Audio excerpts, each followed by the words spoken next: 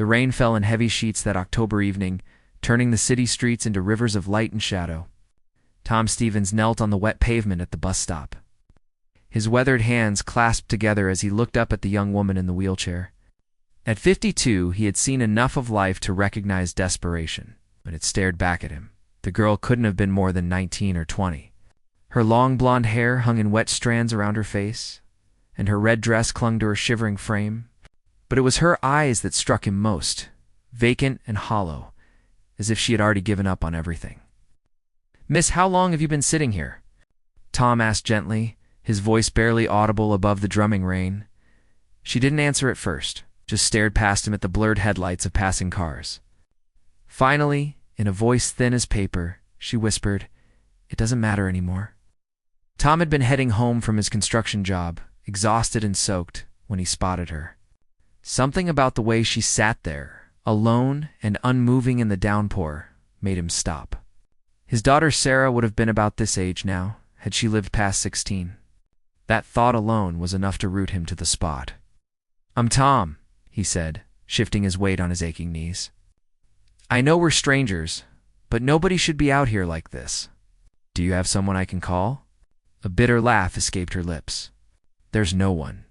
There hasn't been anyone since the accident took my mother 6 months ago. My father left when I was 12. I've been living in a group home, but I aged out last month.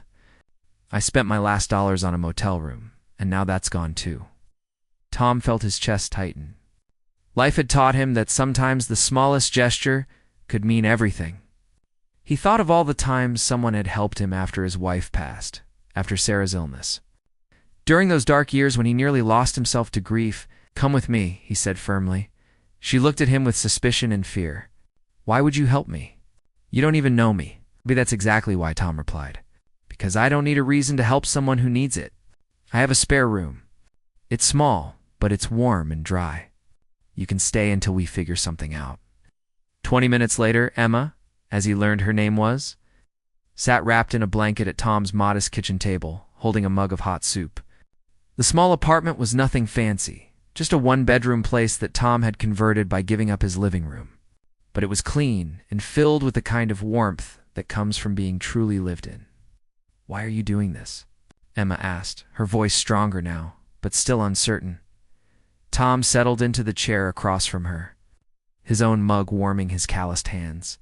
8 years ago, my daughter Sarah got sick. Leukemia, for 2 years. We fought it together, just me and her after my wife died. Strangers helped us more times than I can count. Paid for meals, drove us to treatments, sat with her when I had to work. One elderly woman even anonymously paid an entire month of our rent when I fell behind. He paused, his eyes distant with memory.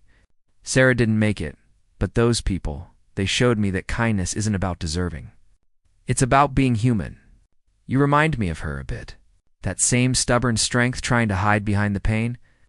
Emma's eyes filled with tears. The first real emotion Tom had seen from her. "I didn't know how I was going to make it through tonight. Now you don't have to figure that out alone," Tom said simply. The weeks that followed brought changes neither of them expected. Tom helped Emma apply for disability assistance and connected her with a social worker from the hospital where Sarah had been treated. Emma began physical therapy sessions that Tom drove her to 3 times a week, never complaining about the early mornings before his own work. In return, Emma brought life back into the small apartment. She learned to cook one-handed meals from her wheelchair, filling the space with aromas that reminded Tom of better days. She laughed at his terrible jokes and listened to his stories about Sarah without the pity he had grown to dread from others. One evening, 3 months after that rainy night, Tom came home to find Emma maneuvering herself from the wheelchair to stand, gripping the kitchen counter with fierce determination. Physical therapy had been working slowly but surely. "Look," she said, her voice trembling with pride and effort. 3 steps. I managed 3 steps today." Tom felt his throat tighten with emotion. "Sarah would have loved you," he said quietly. "She always said that strength isn't about never falling down. It's about getting back up, even when everything tells you to stay down." Emma smiled, really smiled, and Tom realized it was the first time he had seen genuine joy on her face. She must have been an amazing person. She was, Tom nodded. And so are you.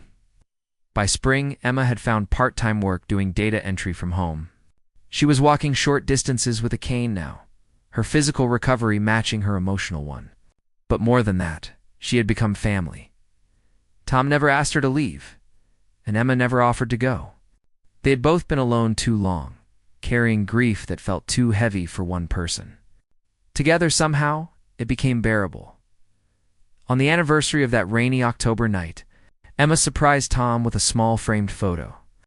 It showed the two of them at her first physical therapy graduation, both grinning despite Tom's terrible posture and Emma's exhausted face. "Thank you," she said simply. "For seeing me when I was invisible." Tom looked at the young woman who had become like a daughter to him, and then at the photo of Sarah he kept by his bedside. Somehow, he thought, life has a way of bringing people together exactly when they need each other most. "No," he replied, his voice thick with emotion. "Thank you for reminding me that there's always a reason to keep going, to keep caring, to keep being kind." Outside, rain began to fall again, but inside, everything was warm and bright. If this story touched your heart, please like, share, and subscribe for more tales of unexpected kindness. Leave a comment below telling us about a time someone's compassion changed your life. Your story might inspire someone else who needs hope today.